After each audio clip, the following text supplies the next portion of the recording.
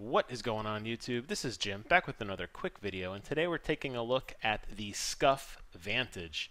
This is the third officially licensed PlayStation 4 Pro-esque controller.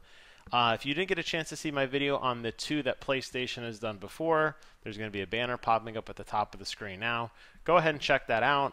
This is PlayStation's third iteration of such a Pro controller. This time, they've licensed the guys over at SCUF to put together a special controller called the SCUF Vantage. Now, SCUF has made aftermarket controllers for Xbox and PlayStation as far back as I can remember.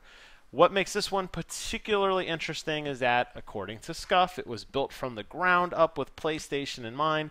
PlayStation had some design inputs in this as well, and it does have that officially licensed PlayStation logo to it, something that the other SCUF controllers do not have. This was announced today, and it's going to be going on sale later in the year for a couple different price points. We'll talk about those in a second, but let's go ahead and take a look at this thing. The big competition here obviously has to be the Xbox Pro Elite controller that I have. I did a great love song to that controller in just about every video that I do. I did a really good unboxing and deep dive video of that. There's a banner popping up at the top of the screen now if you have not seen that. But there are a lot of design similarities that I noticed between there, primarily in the paddle design on the back. Now, SCUF has played with paddle designs in the past, but rarely do you see 4 paddles. Typically, you just see 2, and they're only mapped via this SCUF proprietary electro mapping, basically where you can change the paddles to any button that you want, but there's only 2. In this case, SCUF has opted for 4. Which I think is actually a really smart design because it's going to best mirror the fact of the Pro controller on the Xbox side that you do not need to remove your right thumb anymore from the right thumbstick and to hit the face buttons. In this case, you'll use your ring finger and your middle finger on the back of the controller with those paddles there. They've also added an interesting button here on the side, which could work depending on how you squeeze the triggers with your left or right index finger by hitting your the bottom part of the first joint in your finger. So where your where your knuckle is to your hand on that back side. If you think about wrapping a controller on there, you'll be able to almost bump that with the inside of your hand or that first joint there. Be interesting to see what that is mapped to, or what people would want to map that to, or in what situation that would be advantageous over using your ring and middle finger on the back. I think that to me was probably the biggest surprise of this controller. Everything else is pretty standard in terms of what I've seen in aftermarket Pro technology, but the fact that they added this button, I'll be curious to see what people use it with. It also has some nice grip contours on the back, and it has they're calling those buttons on the side SAX buttons. It has a removable faceplate. It has the ability to change thumbsticks easily to personalize the faceplate. I'm sure they'll sell more as time goes on. And also, you can remove the vibration modules, which a lot of the pros do. So let's take a look at some of the bigger pictures here. This was the one I was focusing on when I was talking at first. Not too much different here from a regular controller on a PlayStation side, with the exception that they have decided to go for the offset grips. Typically, a PlayStation controller has the D-pad over here and the left analog stick over here. This is that Xbox style where they're actually offset. I find this style to be much more comfortable. It's purely preference. Some people swear by one, some people swear by the other. But in this situation, in this design choice, they decided to offset them here. You'll notice again, as I talked about that, there's that side button there. I don't know if you could tell here or not, but this controller, the R2 button, which would be on the back side of the controller, actually has a lot longer lip to it, so you should be able to flick it easier. It also has a hair trigger, and a hair trigger is basically a stop here that instead of the controller, the button being depressed completely, you can toggle where the stop is. If you're shooting a gun very rapidly, just tapping with your finger, tap, tap, tap, tap, tap, tap, tap, A hair trigger would be nice because you don't have to push the controller all the way down and all the way back up. You could just go halfway or quarter way, and it depends on the game. If you adjust this too much, sometimes the game won't respond. So this is something you'll have to change on the fly. For example, Halo 5, which I play quite a bit of, the hair trigger is very, very responsive.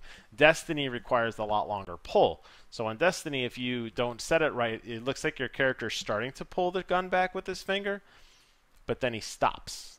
And it doesn't work. So this is something that's toggleable. It's a pretty nice feature. And again, I mentioned the nice contour on the back.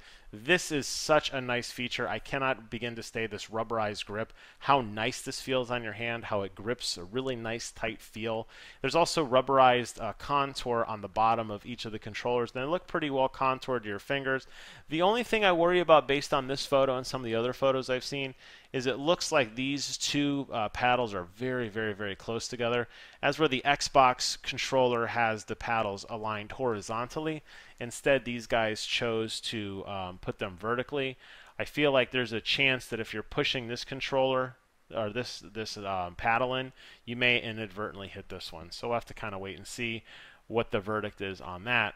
Moving on, there's a blow-up photo here. Let me open that one up for you now. Here you can see the controller completely dissected down to its base, and I like that there are so many modular features. This allows for a significant amount of customization, whether it be the thumbstick or the face buttons, which don't necessarily look removable here, but they may be. The D-pad, the trigger, how long you want the L2 and R2 buttons to be, the different paddle sizes, the motor, and the faceplate. Lots of options here to kind of tweak what you want to do and make the controller your own. I don't know how much aftermarket support SCUF gives to a lot of these things. The Xbox One Elite controller that I have now has a significant amount of aftermarket parts by Power A. I have a Gears of War set and I have a Halo set with different controller lengths, or rather stick lengths and contours, convex sizes, different patterns on the front, different paddles on the back. I'm not sure to what length SCUF supports this, but seeing how granular this design is, I have a pretty good feeling they're going to allow quite a bit of customization for you. And here's some of the stuff that actually does come with already. The paddle control system with the easily removed back paddles, quickly remapping those back paddles, which is really nice. This may be done either through the controller or through the PlayStation. Right now on the Xbox, there's an app that you open up inside your Xbox One console, or if you're connecting to your Windows 10 PC, that allows you to quickly configure these settings. I don't know if this is that electromagnetic thing that they have where you do it outside of, like you press the X button and then you hit a certain paddle, or if it's done in the console. I'm not entirely sure about that. But it comes with 3 different grips with different heights, as I mentioned. There's some concave, some convex. The hair triggers, trigger stops and extenders, different D-pads, and an interchangeable magnetic faceplate. And here you can see kind of what the set looks like. Some of the stuff, it's kind of a weird photo. It's nice they show the box. There's that official licensed PlayStation logo that probably cost a pretty penny to get. It comes with a nice carrying case with, I assume, inside all of these bags is all your peripherals. It'd be nice to see them all laid out. This is actually kind of a really weird photo to show. It'd be nice to kind of see what you're getting. This is leaves a lot to the imagination. Of course, they want to show you all their little stickers and their little official membership card and all that stuff. But this photo would have done a lot more justice if these bags were open, so we could actually see what's inside. This comes in 2 price points. It's going to come in the late in summer 2018, exclusively from SCUFgaming.com or from GameStop.com. There's 2 variants. There's a $170 US model that is wired only, so the cable will be wired and it cannot be removed. It will not have batteries. A lot of pros would use this controller because at tournaments you don't use wireless. However, if you are like 99% of the other people, as my wife pointed out, who is this controller marketed for?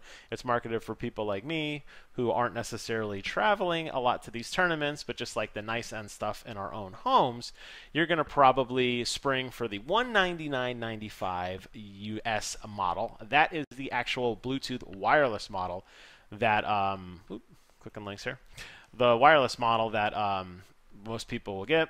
Both come with interchangeable parts and the micro USB cable. Obviously, it'll be hardwired in or removable, and a travel case. So there you have it. A little footnote here. It says that it's currently being developed, so some features may differ from the final product. If this turns out to be true, I'm not entirely sure. This is a really big drop the ball moment for PlayStation. If you're going to spend time on your official PlayStation blog and dedicate an article to it and take pre-orders, this thing should have gone gold, so to speak, and should not be edited in any capacity yet. Here they're saying right here that we're not entirely sure what we're doing yet, and I don't necessarily know if that's going to change or not, but I think that's a really weak way to end a message. Now the question on everybody's mind is this something you should get? Well, I can't answer that for you. Me personally, I love my Xbox One Elite controller so much. There is no way you're going to get me away from that thing. I don't need this controller in my life. I already have the Xbox One X. I already have the Elite controller. That is where I play my first-person shooters. That is where I spend most of my time. However, if you don't have an Xbox One X, or if you do not have a Pro controller or any aftermarket controller at all, then this may be something you may want to pick up.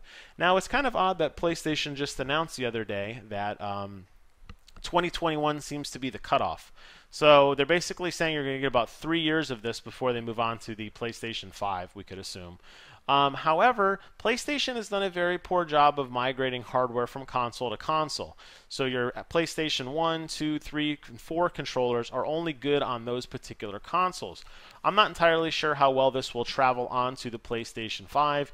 If the PlayStation 5 will in fact have more buttons, different buttons, I'm not entirely sure. So keep that in mind that you could potentially buying into a 3-year or less usability, assuming you upgrade the day that a PlayStation 5 comes out. And I have to believe that if you're somebody who's willing to spend over $150 for a peripheral, you're probably on the bleeding edge of technology, and you'll probably pre-order the PlayStation 5 the day it becomes available, and you'll jump ship like most of us will. So anyways, that is my deep dive on this. I'm not saying it's good or bad. I've heard good and bad things about SCUF. I can't say for certain. I personally have never owned one. Although somebody who does own a Pro controller, I can tell you guys from experience that it will drastically change your gameplay. It will make you a better gamer. Your hands will be less tired.